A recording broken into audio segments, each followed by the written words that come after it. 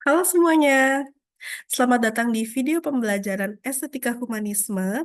Saya Hanifah Dwi Anggarawati, dan hari ini kita akan membahas salah satu tema yang sangat relevan dalam kehidupan sehari-hari kita, baik dalam hubungan sosial, pendidikan, maupun dunia kerja, yaitu emotional intelligence atau kecerdasan emosional.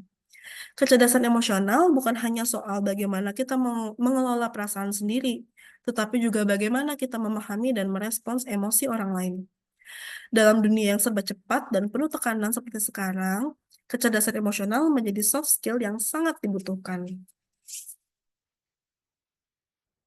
Nah, sebagai pengantar, kita akan di video ini kita akan membahas nih apa sih itu emotional intelligence gitu. Apa sih itu kecerdasan emosional? Kenapa kecerdasan emosional itu penting di era modern? Lalu, apa keterkaitan dengan nilai humanisme dan estetika kehidupan? Nah, mari kita bahas satu-satu di sini. Nah, ini adalah seorang yang bernama Daniel Goleman. Konsep emotional intelligence atau kecerdasan emosional itu pertama kali dipopulerkan oleh Daniel Goleman. Dia adalah seorang psikolog dan juga penulis buku Emotional Intelligence. Nah, Daniel Goleman ini eh, membagi kecerdasan emosional menjadi 5 komponen utama, yaitu yang pertama adalah self-awareness atau kesadaran diri. Self-awareness adalah kemampuan untuk mengenali dan memahami emosi diri sendiri, serta dampaknya terhadap pikiran dan perilaku. Ciri-ciri orang dengan self-awareness yang tinggi itu dia bisa mengenali suasana hati dan perasaannya saat itu juga. Dia bisa memahami kekuatan dan kelemahan dirinya, dan dia juga mampu menerima kritik dan masukan dengan sikap terbuka. Nah, kecerdasan emosional yang kedua yaitu adalah self-regulation atau pengendalian diri. Self-regulation ini adalah kemampuan untuk mengelola, mengontrol, dan menyalurkan emosi secara sehat dan produktif. Ciri-ciri orang dengan self-regulation yang baik itu dia tidak mudah marah atau bereaksi secara berlebihan. Yang kedua, dia mampu tetap tenang dalam tekanan maupun dalam konflik. Lalu yang ketiga, dia bisa bersikap fleksibel dan adaptif terhadap perubahan. Lalu yang ketiga adalah motivation atau motivasi. Motivasi ini adalah dorongan internal yang kuat untuk mencapai tujuan, melampaui harapan, dan mempertahankan komitmen terhadap tugas dan tanggung jawab. Nah, adapun ciri-ciri orang yang termotivasi itu adalah dia memiliki semangat dan antusiasme terhadap apa yang dilakukan. Lalu yang kedua, dia berorientasi pada pencapaian dan pertumbuhan pribadi. Yang ketiga, dia tidak mudah menyerah ketika menghadapi tantangan. Lalu, eh, pilar kecerdasan emosional keempat adalah empati. Empati itu apa sih?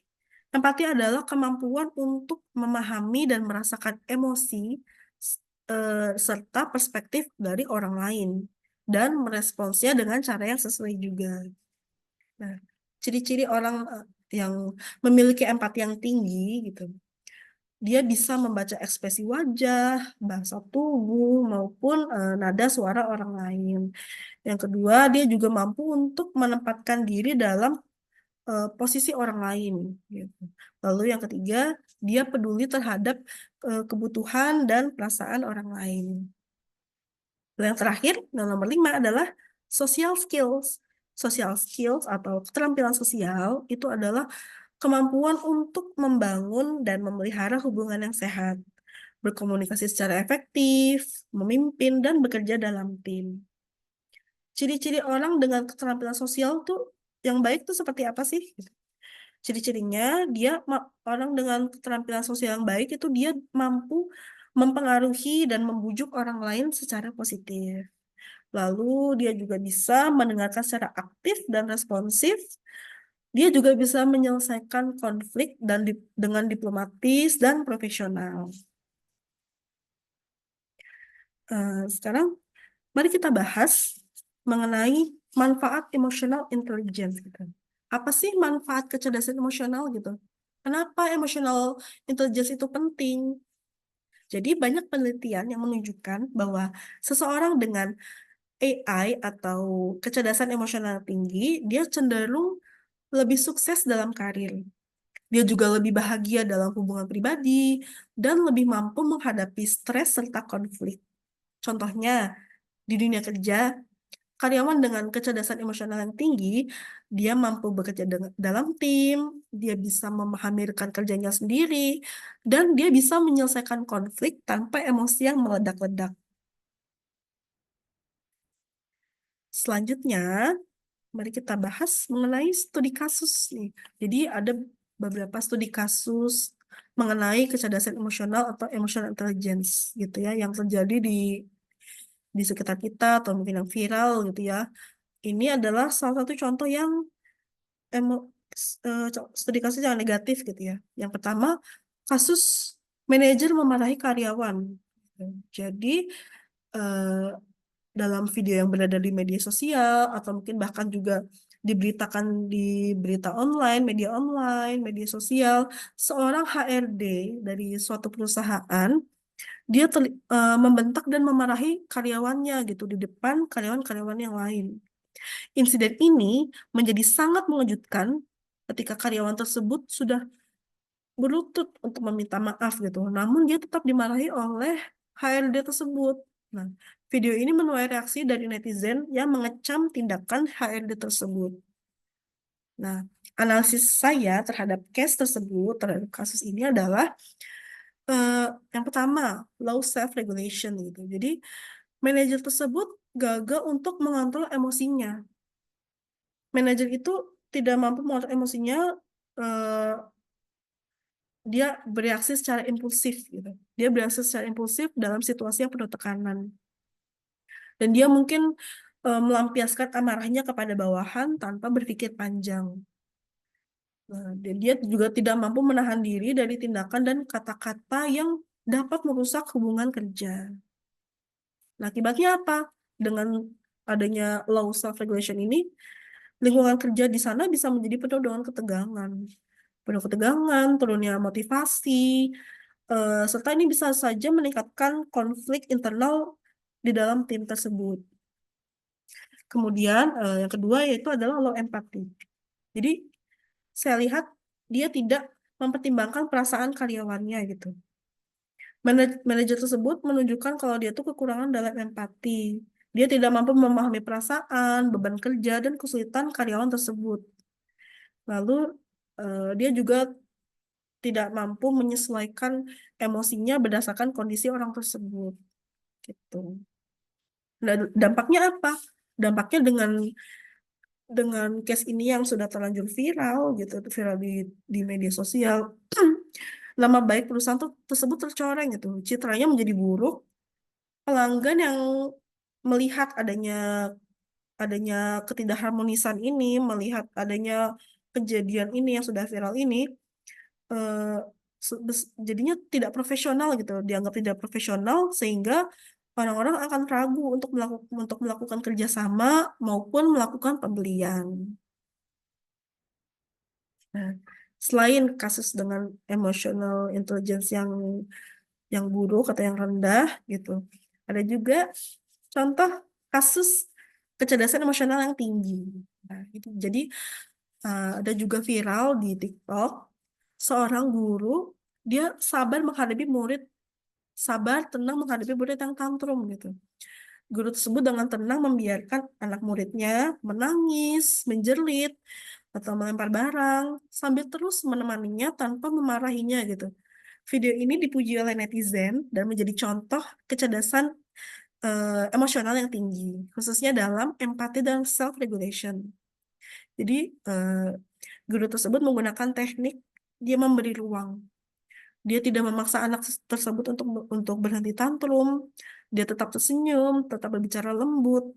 Lalu dia juga memeluk anak tersebut setelah emosinya reda. Nah, di sini AI guru tersebut atau kecerdasan emosional guru tersebut adalah self-regulation, atau dia mengontrol emosi diri sendiri serta empati. Lalu selanjutnya, adalah hubungan emotional intelligence dengan estetika humanisme.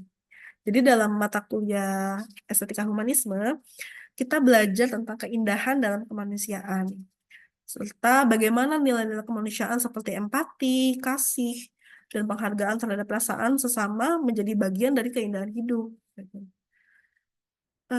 Emotional intelligence itu tidak hanya tentang logika dan pengendalian diri gitu ya, tapi dia juga tentang memahami manusia secara mendalam, tentang bahwa melihat bahwa setiap orang itu memiliki ceritanya sendiri, memiliki emosinya sendiri, dan perjuangannya sendiri. Nah, sekarang gimana sih cara melatih emotional intelligence gitu? Gimana kita meningkatkan emotional intelligence kita gitu? Ada beberapa tips di sini. Saya tuliskan ada 4. Yang pertama yaitu menulis jurnal emosi, jurnal emosi harian gitu. Tuliskan perasaan harian kita untuk meningkatkan self awareness. Caranya gimana? Menulis jurnal emosi. Jadi setiap malam gitu misalnya. Setiap malam kita meluangkan 5 sampai 10 menit untuk menulis. Yang pertama, apa sih yang Anda rasakan hari ini gitu? Atau apa yang kita rasakan hari ini? Yang kedua, situasi apa yang memicu emosi tersebut gitu? Ada kejadian apa yang sehingga sehingga kita bisa merasakan emosi tersebut. Lalu yang ketiga, gimana kita meresponsnya gitu. Bagaimana Anda meresponsnya? Kita tulis di jurnal emosi tersebut. Itu kan kita bisa melihat gitu, oh kayak gini, kayak gini. Dan bisa menjadi pembelajaran juga untuk kedepannya. Lalu yang kedua adalah mengambil waktu sebelum merespons. Jadi latihan menunda reaksi. Belajar menunda reaksi adalah hal yang penting, langkah dalam self-regulation. Caranya gimana? Jadi saat saat Anda merasa marah, merasa frustasi, atau ingin menyela orang lain gitu, hitung pelan-pelan dalam hati selama 5 detik. Jadi dalam dalam waktu 5 detik ini kita gunakan untuk menarik nafas dalam-dalam, lalu berpikir dengan jernih. Yang ketiga yaitu adalah latihan mendengar aktif. Bagaimana latihan mendengar aktif? Gitu. Jadi saat orang lain berbicara, fokuskan perhatian kita sepenuhnya kepada orang tersebut. Gitu. Kita tetap fokus pada orang tersebut, jangan menyela atau memikirkan jawaban sebelum orang tersebut selesai berbicara. Gitu. Jadi kita diem aja, dengerin aja. Dengerin juga sampai kita resapi gitu. Gak perlu kita, aduh nanti aku jawab apa ya, nanti aku jawab apa ya. Tidak usah seperti itu. No. Kita harus fokus dan kita dengarkan. Namanya juga mendengar aktif gitu ya. Lalu yang ketiga, gunakan bahasa tubuh yang positif. Bahasa tubuh yang positif seperti kontak mata maupun anggukan. Ya seperti itu. Oh, ya ya ya ya, gitu. Lalu yang keempat adalah berlatih empati. Jadi empati ini berarti kita kita memahami emosi orang lain dari sudut pandang mereka. Jadi bukan bukan dari sudut pandang kita. Caranya gimana? Jadi saat kita berinteraksi dengan orang tersebut, gitu, ada masalah, kita tanyakan pada diri sendiri. Kita tanyakan dalam diri kita sendiri, apa yang orang ini rasakan? Gitu. Kenapa mereka bersikap seperti ini? Lalu setelah itu cobalah kita untuk menempatkan diri, gitu, menempatkan diri kita di posisi mereka. Kalau misalnya aku jadi dia, aku bakal gimana ya? Gitu. Aku bakal seperti apa ya? Akan merasakan apa ya? Tuh. Berikut adalah beberapa cara untuk melatih emotional intelligence atau kecerdasan emosional gitu ya. Selanjutnya, sudah penutup. Nah, jadi eh, kita semua bisa belajar menjadi pribadi yang lebih cerdas secara emosional gitu.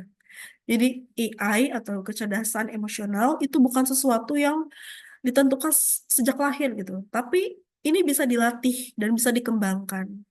Mari kita jadikan nilai-nilai dalam estetika humanisme sebagai pondasi untuk membangun hubungan yang lebih sehat, lingkungan yang lebih harmonis, dan kehidupan yang lebih bermakna.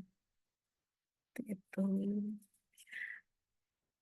Nah, baik. Terima kasih sudah menyimak video ini.